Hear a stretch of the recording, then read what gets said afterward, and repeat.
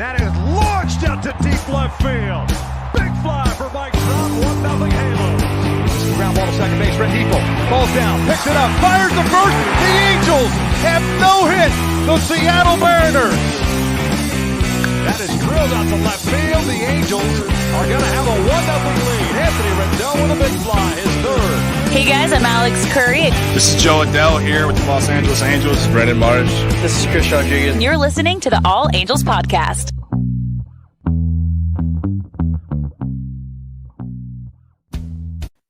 And welcome to another edition of the All Angels Podcast. I am Dan Garcia, and this time joined with Mike Brown. How you doing, Mike?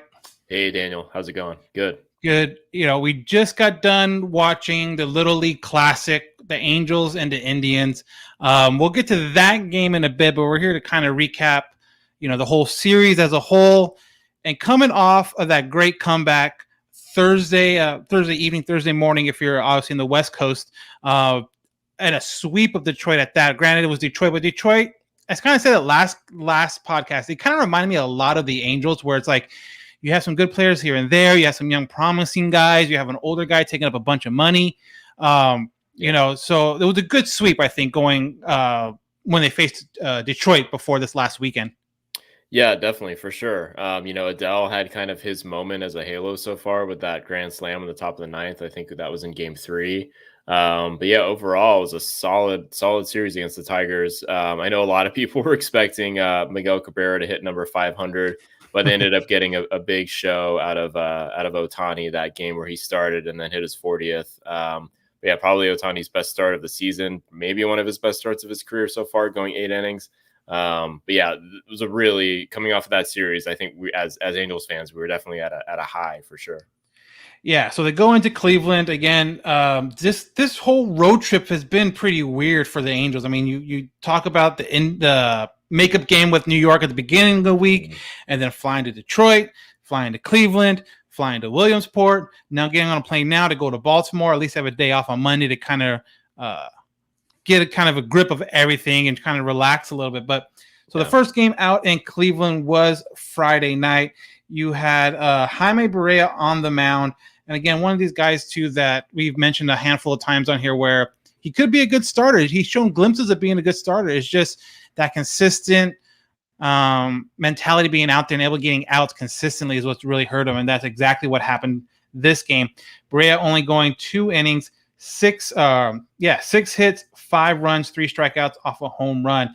And that kind of, I mean, you knew the Angels weren't going to do that again as far as coming back from, what was it, 8 or 10 down against Detroit. So when Cleveland got up 5 in the first 2 innings, you knew that they're going to have to start kind of chipping away at it right away. Yeah, for sure. Looking at his line, and then Selman came in. Marte made his debut. But yeah, apart from Barria's kind of 5 earned runs, the bullpen did okay. I think Guerra actually gave up 3 as well. So yeah, not a great start all around for the pitching staff for sure. You know, they get on the board with a Fletcher RBI single, I believe. But yeah, it was a tough start. You know, when there was 5-0 there going into, like, you know, it was like the 5th or 6th inning, I was like, you know, maybe there's a shot. And then I think the Indians dropped like 3 in the bottom of the 6th there. So at that point, I was like, I don't think this is going to strike twice for sure.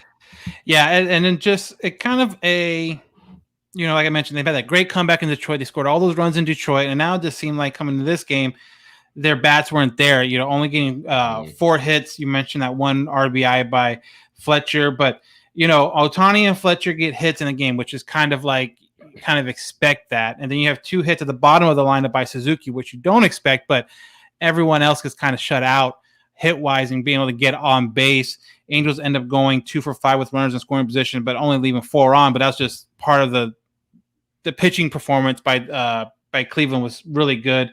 Right. They had that guy in where he was supposed to be like an opener, ends up going 4 innings because he was doing so well. I feel like that's the second time that's happened to the Angels this season. I can't remember. It was maybe like 2 weeks ago. The Angels were playing a team. They had an opener. It might have been the Dodgers. Oh, David Price was supposed to go in. He ended up going like 4 or 5. So yeah, it's happened a lot this season. Yeah, so obviously, like you mentioned, Gara gives up some runs late in the game. But you mentioned a name that was a lot of people were excited to see, and that was Marte was the guy. He got traded over in the Watson trade, I believe, from San Francisco. Mm-hmm. Jose Marte, reliever, flamethrower, looked really good in his first outing. Yeah, 2 innings, 4 strikeouts. I think he gave up a hit. But yeah, he looked really, really solid. Has a nice live fastball, has a nice kind of breaking pitch as well. I don't know too many details, but he's on the IL now. Right. Not sure for how long, but I mean, obviously a guy that will be an interesting piece to kind of, look at in spring training next spring. Yeah, and exactly what people have thought about, going into next year is the bullpen. How is the bullpen going to look next year? Who do you keep? Who do you not keep? Who do you bring in? But another guy that's only 25 years old, another young arm that isn't some of these older relievers that are, it's not like old like me and you old, but like 29, 30, 31-year-old relievers where it's like you kind of have a feeling like sooner or later that arm's going to give out, or it's just not going to be the same as it was, 2 years previous. But They have a lot of young guys, it seems like, going through the bullpen right now. You have Andrew Want, who pitched in the next game. We have Austin Warren, who pitched earlier tonight. We'll get to that when that game pops up. But there are, at least for me, I don't know how you feel about it, there are some pieces in that bullpen that at least shown right now that they can be high leverage or close to high leverage guys next year. Mm-hmm. Yeah, for sure. I mean, you talk about Austin Warren, friend of the podcast, obviously, but yeah, he's really, really come through very strongly. I think he's been pitching very well. He's spotted his fastball really well. He doesn't really blow it by guys, but that 93-mile-an-hour fastball he's got, he knows how to place it. And yeah, he seems to just like every time he comes in, it's like 1 or 2 pitch at bats for guys, and he gets like these lazy fly balls that are able to make for kind of quick innings. So he's been making quick work of guys. Obviously, we'll see maybe if we can get some more out of Marte before the season's over, get another closer look. Wance is a guy that's kind of come up and down a few times with kind of mixed results. He's been pretty good for the most part, though. And yeah, I'm thinking, I don't think I'm missing anybody else. That's kind of, those are kind of like the young guys. Yeah. I mean, Sam Selim is a guy that they, like you mentioned, got in the trade. Mm-hmm. I know he has quite a bit of years left, like control wise, but he's 30 years old. So it's kind of like, I guess you keep him around because he is so cheap. And if it doesn't work out, if you cut him or whatever, you're not exactly losing a ton of money. But so going on to Saturday, Detmer's Day. Mm-hmm. Reed Detmers, we talked about this so many times before. His, first couple games pitching for the Angels is, Oakland, LA, and then Houston. So it's like facing Cleveland, a team that kind of has had struggles offensively. You're thinking, okay, he should be able to come out and really piggyback that great outing he had against Houston on this one, but that wasn't the case for him in this game. Detmers only went 3 2/3 innings, giving up 7 hits, 3 runs, walked 3, which I think was a huge factor, struck out 4, and gave up a home run. Strikeout 4, I think his strikeout numbers are always going to be up just because of what he throws and how good he can be. Mm-hmm. But that walk number is something that, you kind of have to watch, especially 3 walks in, just under 4 innings. Yeah, the homer that he gave up to Ramirez was on one of his curveballs, actually, that he kind of left up in the top of the zone. And Ramirez, being kind of like the elite hitter that he is, really just kind of, just flicked it out there and kind of crushed it. Actually. But, he's having his growing pains, which is fine. I think there's a lot to kind of hang your hat on. I think he shows a lot of maturity for his age. I mean, he's 22, 23. He's like a year and a half out of college. I think he shows a lot of good composure on the mound. I think he doesn't really look rattled out there. He just goes after it. But yeah, I mean, these are kind of growing pains that you can kind of come to expect a little bit out of Detmer so far.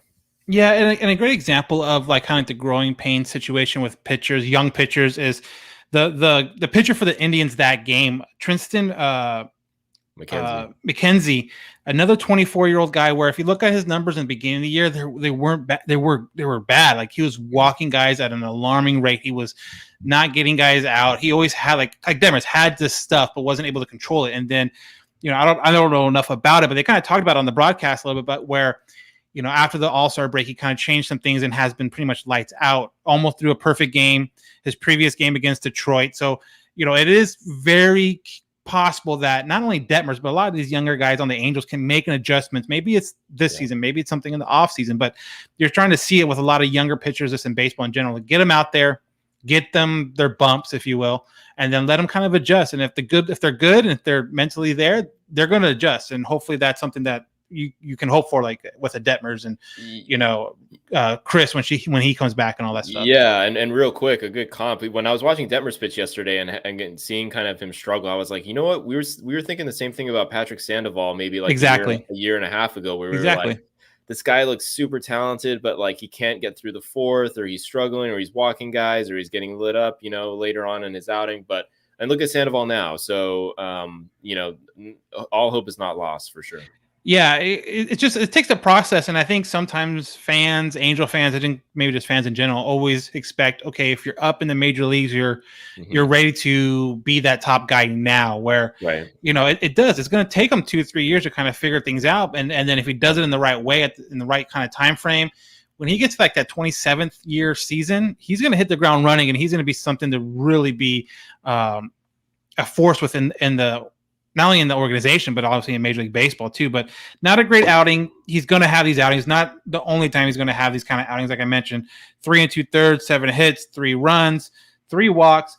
So you had Andrew Wantz, a guy we talked about a little bit ago, comes in, goes 1 2/3 innings, only get 1 hit, 2 strikeouts. Another guy where you're right, he's been up and down, which he has been kind of inconsistent here and there, but he has shown times like this where he can, because I think he has been a starter in Salt Lake, so he can give you these multi-innings, inning and a half, kind of results. But another guy that, hopefully that they are able to kind of groom, another 25-year-old. The way it's going right now with some of the guys that get brought up, whether it's position players or pitchers, this team's going to be really young next year, it feels like. Yeah, it does. It really does. Just talking about the relief guys that you mentioned, I feel like it's going to be a very young bullpen. And then obviously with some of the position guys like, namely Marsh and Adele, I think they're definitely going to lean a little younger in some respects of this team. I think they'll probably fortify the bullpen with maybe a couple other veteran pieces like they tried to with Cishek and Watson just before the start of this season. But yeah, for the most part, I think they're going to try to let these younger guys, Warren, Marte, Wantz, we'll see what they do in spring training, but I think they're going to let them play. So, it makes sense for the Angels to go after Iglesias, Raisel, and re-sign him to be the closer. But let's say they do that. Let's say they do re-sign Raisel, and you see these young guys, like you mentioned, getting kind of been part of the system right now and actually doing okay.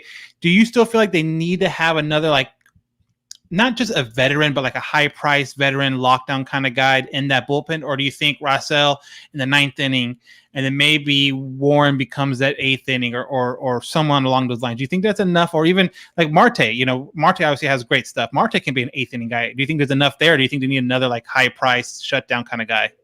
Yeah, I mean, I think it's hard to say. I mean, I would be on the side of caution and say they should go and get another high leverage guy so that if it doesn't work out with those guys, they kind of have a backup plan.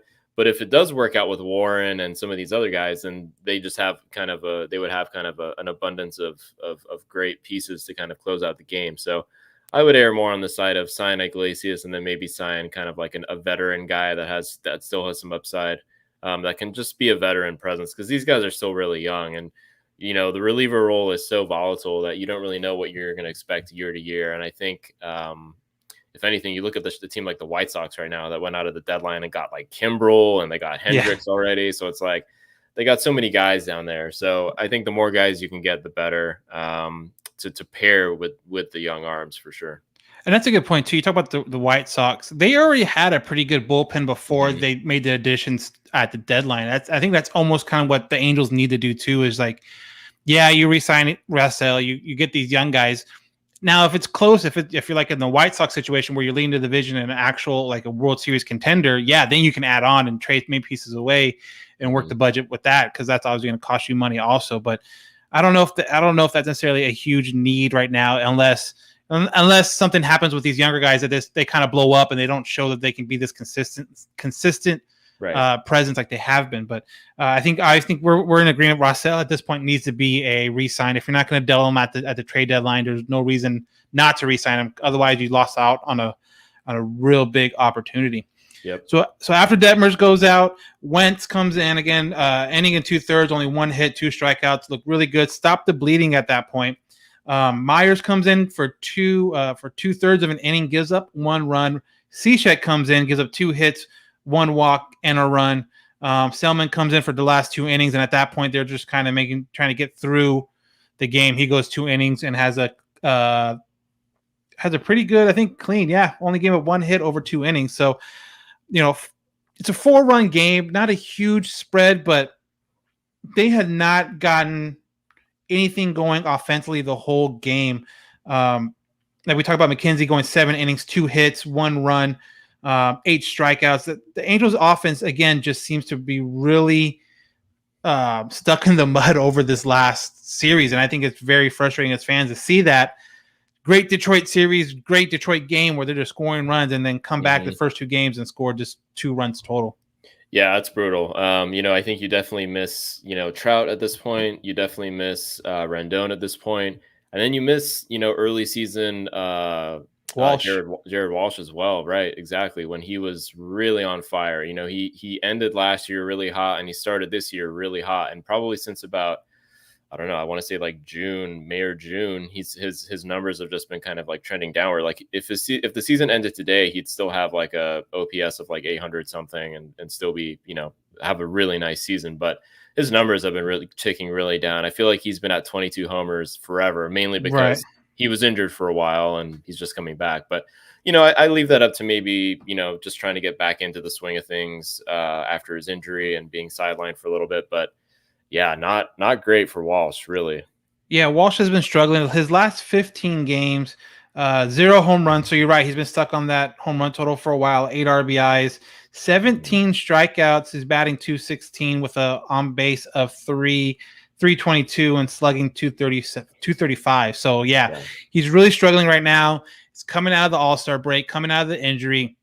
Part of me is thinking maybe he's still a little bit tweaked up. If this kind of keeps on happening, like I wouldn't be surprised if towards the end of, mid to end September, if you're kind of like, hey, IL for Jared Walsh, re-aggravated a back or something like that, because he doesn't seem right. I don't know if it's as simple as just him not having his timing right, because he's been back now for a handful of games to where you kind of feel like you will start seeing a little more production and getting a little better, but it just hasn't really seemed to be like that. So we'll see what happens with Walsh. I still think he is the first baseman of the future for the Angels. I don't think I wouldn't go into an offseason thinking that they have a question mark there. I think honestly, he's never played this much. You talk about last season. Last season was 60 games, and even then he came back after a stint at the alternate site. So he's never played a season this long. His body's not used to playing a season this long. Maybe it's just part of the body maturing aspect of it, where he just needs to kind of get back into that kind of a shape. But he's a guy that, they really miss his offensive production, especially with, like you mentioned, Rendon, Trout out, because Mayfield and Gosselin can only carry this team so much. Yeah, for sure.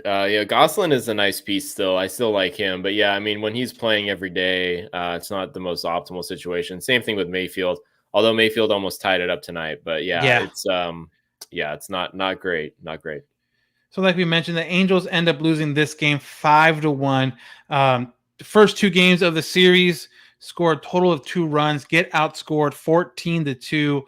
From when they scored 8 in Detroit, and then 3 in Detroit, and then 13 in Detroit, to only scored 2 in the first 2 games in Cleveland. Definitely is kind of a surprise. So going into today's game, the 22nd, obviously the Little League Classic, a lot of hype, a lot of PR around it, around their MLB, the Angels and stuff like that. We knew this was going to happen for a while. First off, jerseys. What did you think of the jerseys? Yeah, I thought they were pretty solid. They kind of are what they are. I know the Angels had West, and I think the Indians had Great Lakes, which is cool. But yeah, I thought they were fine. Honestly, I didn't have too much of an issue with them. I definitely like them more than some of like the City Connect jerseys that are floating around right now and that sort of thing. So yeah, I didn't have any issue with them. No, I like them. The only thing with me, and obviously it has nothing to do with the jersey. I guess it has to do with the teams, but with Cleveland and the Angels, I kept on thinking of hockey uniforms because I had the C Mm. for the Cleveland and the A for the Angels. So I just kept on thinking captain and alternate captain, Yeah, like a yeah, hockey. yeah. And so like it was weird. Like I'm trying to think like, oh, Ramirez is a captain. That's cool. And I'm like, oh no, wait, that's just the block C for Cleveland that everyone's wearing. But other than that, Yeah. I liked it. This is like the second one-off, if you will, this season. If you count the was it the Field of Dreams game that was a couple weeks ago. Mhm. How do you like these one-off games? How do you like these games where they go off to these alternate sites in the middle of a series and play with some kind of meaning behind it? Yeah, I think it's cool. I think I hated on the the Field of Dreams game before it happened, and then I watched the game and I was like, oh, this is awesome. But if the goal is to like continue to kind of cater to baseball fans, I think these games are cool. But if it's to like expand the fan base and bring in like non-baseball fans or like the casual fan, I don't know how too many people that would be interested in like a little league game. But for baseball fans, they're really cool. I think the Field of Dreams game was pulled off a little better than this one. But the Little League game is cool. It seemed like the players were hanging out at the park kind of all day. I saw Brandon Marsh like took a slide Down the hill, down the berm or whatever on like a cardboard box. So it seemed like they were just like chilling, like hanging out with the kids all day, which is really cool. Ohtani got a bunch of autographs, or he signed a bunch of autographs, I should say. So yeah, just like a really laid back event. The park is cool. Yeah. Yeah, I like it too. It's like you look at the Field of Dreams game, and that kind of goes towards, or that kind of draws the attention of a certain age, like an older, the thought of like, oh, that when that movie came out in the 80s and like the whole playing catch with your dad kind of thing. Like I feel like that kind of is targeted to like an older crowd. And then with the Little League World Series, you kind of get the younger kids involved in it and it kind of draws that crowd. So I kind of like the idea. I don't know if they did it on purpose or if that's even part of it, but like you kind of have something for the older fans, but you also have something for the younger fans that are trying to, get them into the sport and stay in the sport. I think a lot of the issues is like everyone plays multiple sports when they're young, like Little League age. Yeah. It's like when you get to the high school or maybe even a little bit younger than the high school, it's like now you start specializing in one sport or the other. And I think the more they can do stuff like this, it kind of keep it going and keeping them involved in baseball long term will obviously help the game. But it just seemed like the kids seemed like they had a ton of fun, and so did the players. You mentioned Ohtani, you mentioned Marsh going down the hill on the cardboard. There was I forgot who on the Cleveland Indians was playing wiffle ball and like literally robbed a kid of a home run playing wiffle ball, and how cool is that as a kid to come back and be like, yeah, I almost hit a home run, but so-and-so took it away. So that looked like a lot of fun. The game, on the other hand, we talked about the Field of Dreams game. That was explosive. That was fun. That was offense everywhere. That was, unless you're like a fan of pitching duels, right, that wasn't for you. But otherwise, you had a walk-off. You had, I don't know, like 6 home runs. This game didn't have nearly as much as that. Cool concept. You love the fact that they're out there in the Little League. They do the specialty things really well. And I don't know if you caught it or not, but the mic'd up segment with Jared Walsh at first base was pretty cool. They're talking to him and stuff like that. So like little stuff like that I really enjoy in games like this, where you do feel like you get a little bit closer to the players than your regular Tuesday game in Anaheim. Yeah, for sure. The access point to the players is great. I think ESPN does a pretty good job with that. Like they had Trout come on, they had Joe Madden come on, obviously. But yeah, I think the cool thing too, I think like when Ohtani was up to bat, I think in the 8th, there were like a bunch of the little leaguers were chanting like show hey. So that was really cool. It felt like a close kind of intimate game because I mean the stadium probably held like 5,000 people, 4,000 people. So I like that intimacy of it. I like that the kids were like, anytime there was like even like a pop up or like a foul ball, kids were like, oh my gosh. Like, well, was it me or was like I don't know if it was where the mics were set up or how like sensitive the mics were, but it just seemed like every single time they made solid contact with the ball, it sounded like it was going to fly out, even though it might have been like to the warning track or like, to the outfield, like, the edge, the middle of the outfield. But it just, I don't know, maybe the mics were set up a little bit closer, but it just sounded like they got a hold of them. Yeah, I think that's the ESPN mics. People have talked about that for a while with the ESPN mics just being really loud every time you make contact. But but yeah, no, overall, I think the kids enjoyed it. You could tell that the kids were super excited to be there. And yeah, it was kind of a great experience. They got to see Shohei and, meet up with Mike. So great. Yeah. And at the beginning of this, road trip, Mike Trout did, there was a big news that Mike Trout was going on this road trip with the Angels for the first time since like Minnesota, a month or so back. And, part of me just thinks, hey, this was a good opportunity for him to actually get out there and meet fans. I'm sure that was a plus for him and his brand and all that stuff, and just being Mike Trout and then going to Baltimore next, close to home. But it was cool to see him out there. And every single baseball little leaguer on the New Jersey Toms River team got a signed ball from Mike Trout. So that was pretty cool. That was pretty cool. That's something that those kids will remember for a long time. So in the game itself, Jose Suarez took the mound. He's, again, another one of these guys where you just feel like if he can get things figured out, he'll be fine. He it seems like his pace is always kind of up and down. It always seems like he's taking too long or not long enough. It's just that's kind of the weird thing about him. He ends up giving up 2 runs off a home run in the first inning, and it seems like that's been the issue with some of these younger guys so much recently. It's just getting out of that first inning. Yeah, it's been tough for him. And I think even Vasgersian made a point. I think it was probably the first inning still where, Suarez was laboring, and he's really intentional on the mound. He definitely takes his time. But yeah, Suarez is an interesting one because coming into the season, if you had told me that Suarez was going to get as many starts as he has this season, I would have been like, oh my God, like what happened to our season? Right. We're really going to rely on Jose Suarez. But no, he's been, pretty decent, more than you could have asked for, honestly. And I was looking up his age right now, and he's still 23. Yeah, he's so young. Which is crazy. He must have made his debut when he was like 21 or 22. Yeah, he was 21 in 2019, yeah. Yeah, which is just insane, all things considered. So, I like Suarez a lot. I think he's shown a lot if he's this young and he's pitched as well as he has. He got into some trouble. But I think he's probably a season or two, maybe next season, he'll turn it around. But I see him as kind of a solid guy that kind of fits into the middle of the rotation moving forward.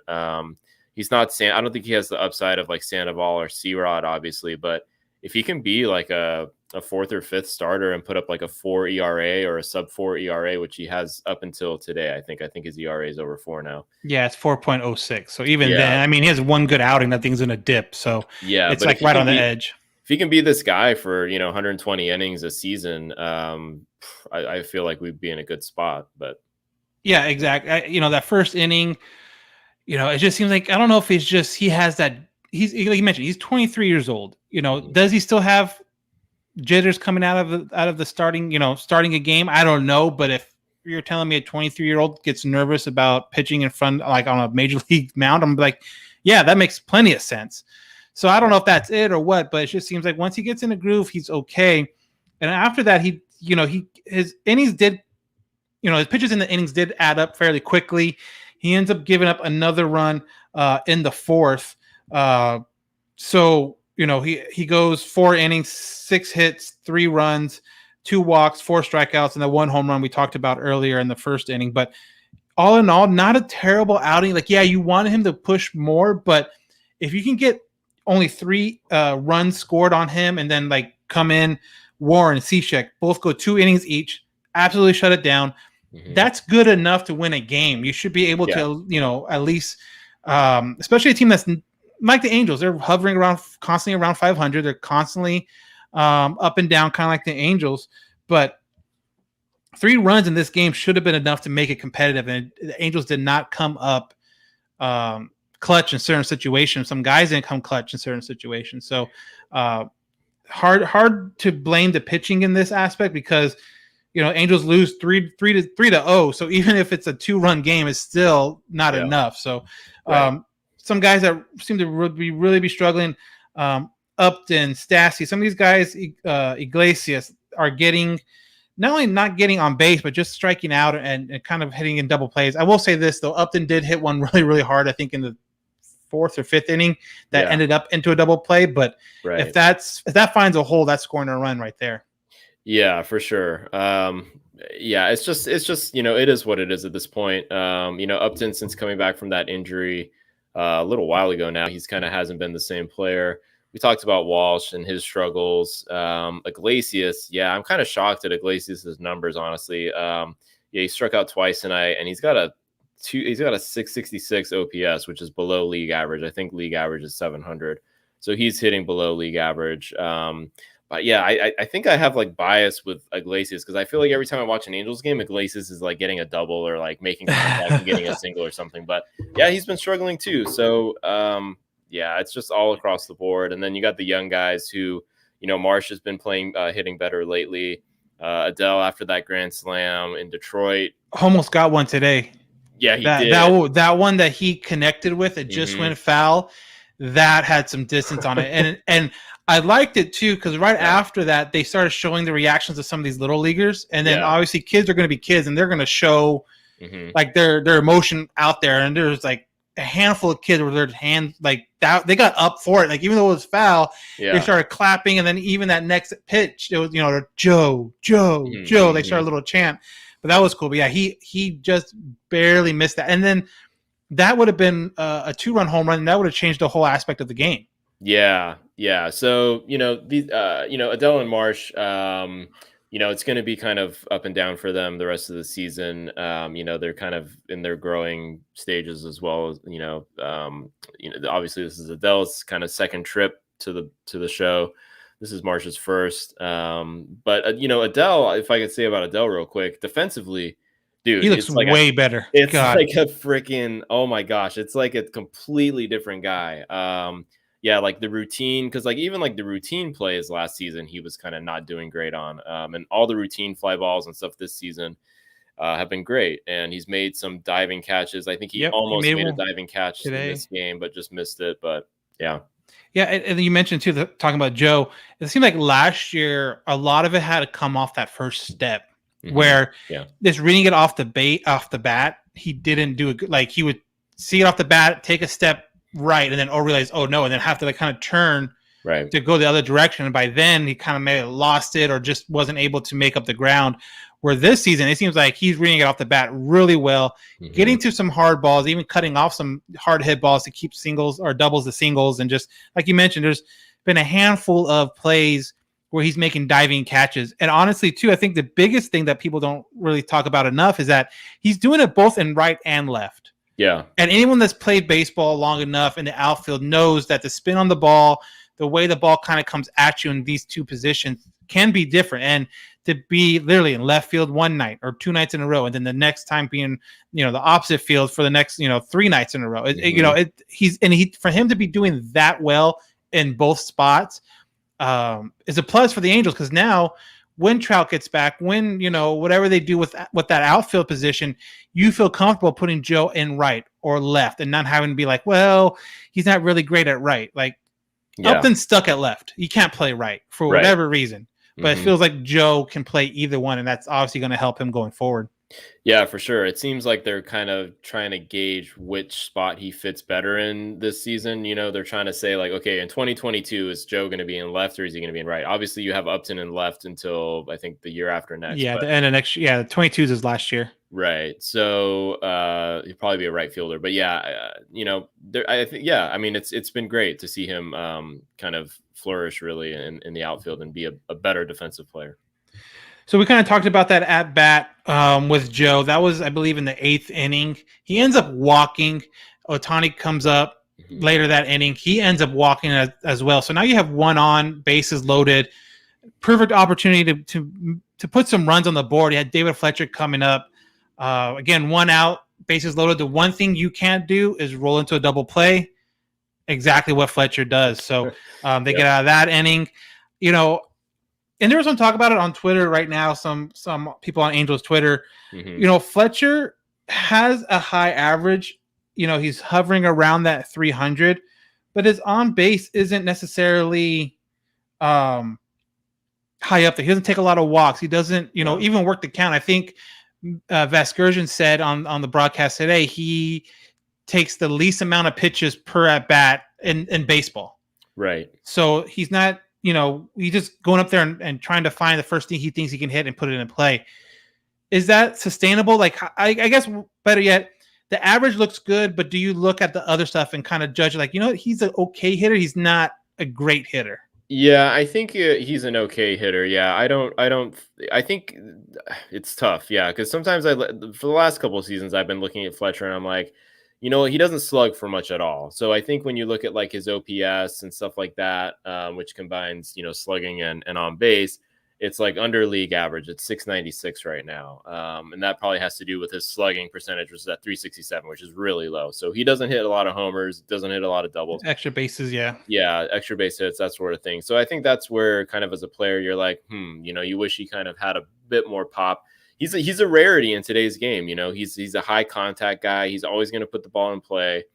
Which in certain situations is a good thing, but in a situation like today where it's not a good thing because you put a ball in play, you can make it a double, especially when you can't really hit for power. Yeah, there's a good chance of it being put into in double play, and that's exactly what happened. Where maybe a strikeout there isn't the worst thing in the world because it's one out, but now at least you have another opportunity with Upton coming up, and who knows what would happen with that. But yeah, it just seems like he's great on average, but like you mentioned, just his other numbers, his power numbers, his on base numbers aren't elite like you would think when you think about David Fletcher, base hit machine. It's like, yeah, at times.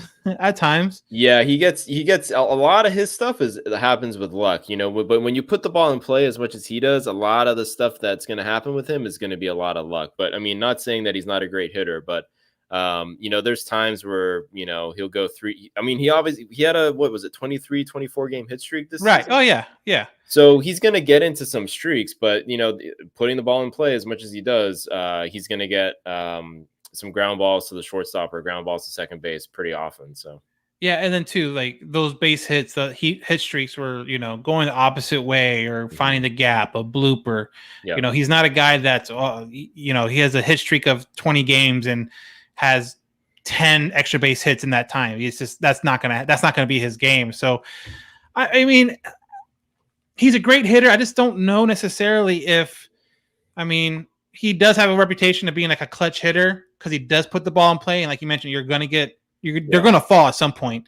But at the same time, it sucks in those situations where bases loaded and you have a double play because you do put the ball in play so much and it's not hit hard, really. It's kind of one of those, hopefully it finds a gap and it gets through kind of deal. It's tough because you always hear Gooby on the broadcast like, "Oh, David Fletcher's up. He's great with runners in scoring position, and Fletch is going to come through here." And he comes through a lot of times when there's runners in scoring position because he does put the ball in play so often. But a lot of times you're going to hit into these double plays. So I will say though, I agree with a lot of people when they say a Fletcher leading candidate for the Gold Glove at second base. He has been really good at second base to a point where. He gets a Gold Glove at second base. Maybe, I don't know if depending on who is going to be that shortstop next year, maybe bump him over if you're not able to get a guy that you want or you feel comfortable with. Mm-hmm. Maybe put him there. Maybe have, Rengifo at second if he can at least develop somewhat in this next offseason, but I don't know. But I definitely think Fletcher is one of the best defensive second baseman. He's kind of evolved into that in the last couple of years for sure. Yeah, it feels like they're pretty set on Fletcher being at second. I know the first couple of years Fletcher was up, they were moving him around a lot. Like they had him play third a few times. Remember shortstop. Play third, right? They had him play shortstop. It was pretty much wherever anyone was hurt, he would go into that spot. But it's interesting, even with Rendon out, they haven't put Fletcher at third at all. So it seems to me that Fletcher is like they think he's the second baseman from now till the future. Well, that too, and I'm wondering too if they did put him at third. I don't know if they feel comfortable enough with Gosselin or just people that are up right now. They put Gosselin there. Do they put Mayfield there? Like I don't necessarily know if that's more because they don't have a. Because I'm trying to think when he has a day off, who's playing second base, but he doesn't really have any days off to think about it. So, Gosselin to me seems like the logical fit for if Fletcher was to play third or something like that. And right. If Laces was still in the lineup, it'd be Gosselin at second. But I can't really remember too many times Gosselin being at second. So the Angels coming up this next series have an off day Monday and then go to Baltimore for the next 3 games, which is going to wrap up this long road series. The Orioles right now are in a historic slump streak, if you will. They have lost 18 in a row as we speak right now, Sunday night, and they also have Monday off, so they're taking that streak into face the Angels this coming week. They have Angels have Bundy on Tuesday, Ohtani on Wednesday, and I believe on Thursday it might still be a TBD.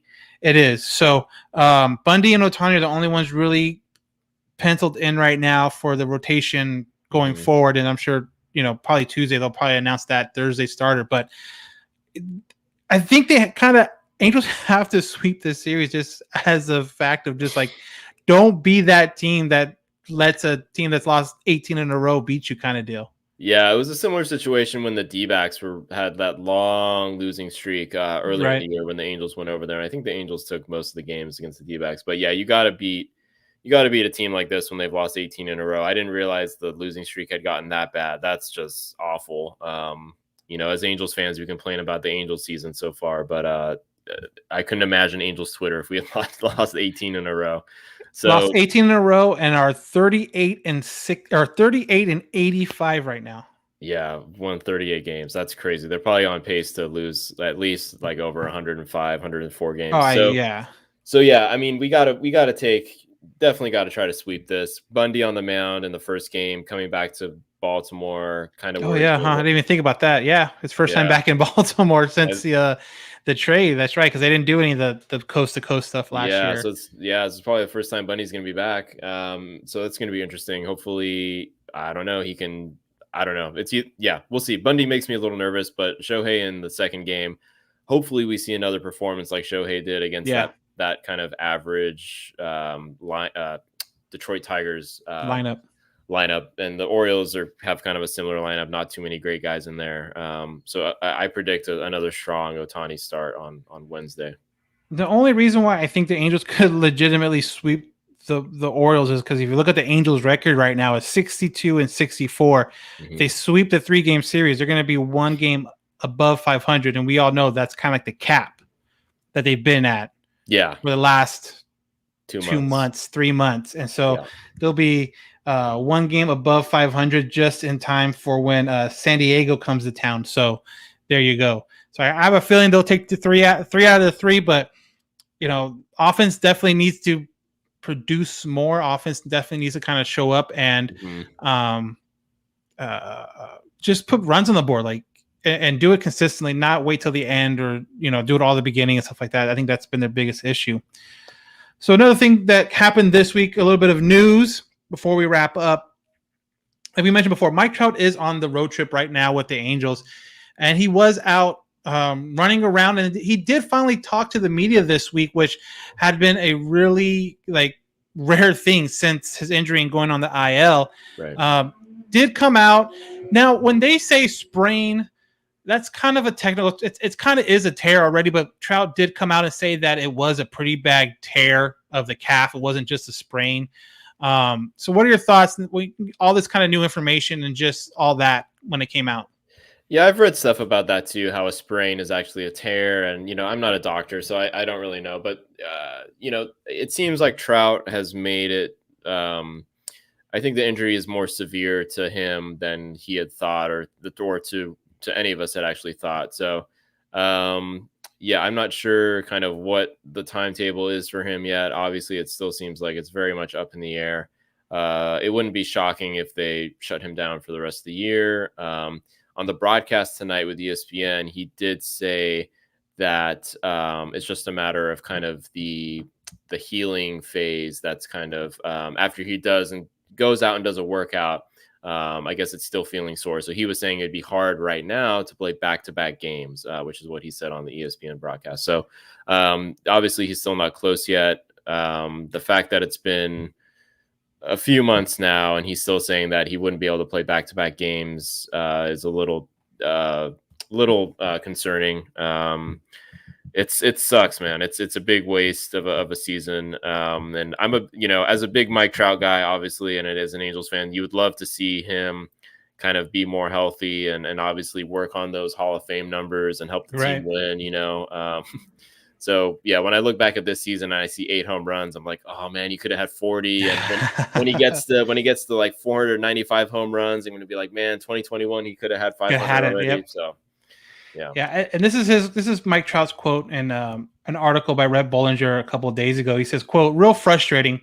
One of the hardest things I've ever been through in my career. I've been through some injuries, but this thing is tough. I didn't realize how much I use my calf. It's frustrating, and obviously I want to be back soon, but I got to be smart. I can't go out there and compromise or something else happens.